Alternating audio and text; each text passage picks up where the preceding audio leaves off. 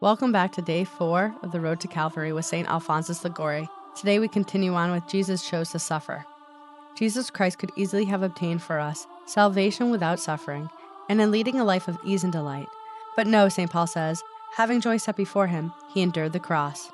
He refused the riches, the delights, the honors of the world, and chose for himself a life of poverty and a death full of suffering. And wherefore? Would it not have sufficed for him to have offered to his eternal Father one single prayer for the pardon of man? For this prayer, being of infinite value, would have been sufficient to save the world, and infinite worlds besides.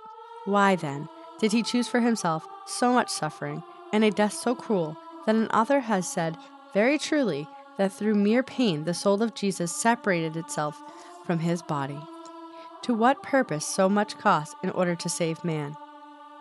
St. John Chrysostom answers, a single prayer of Jesus would have indeed sufficed to redeem us, but it was not sufficient to show us the love that our God has borne us. That which sufficed to redeem us was not sufficient for love.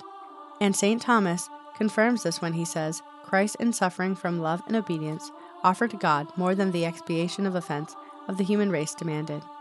Because Jesus loved us so much, he desired to be loved very much by us, and therefore he did everything that he could, even unto suffering for us, in order to conciliate our love, and to show that there was nothing more that he could do to make us love him.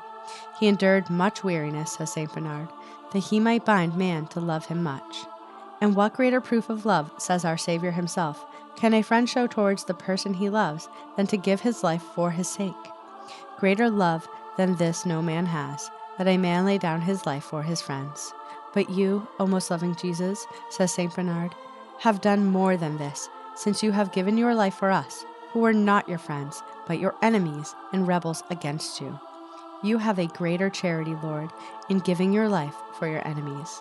And this was what the apostle observes when he writes, he commends his charity towards us, because when as yet we were sinners, according to the time, Christ died for us.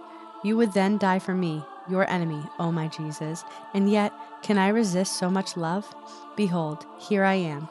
Since you so anxiously desire that I should love you, I will drive away every other love from my breast and will love you alone.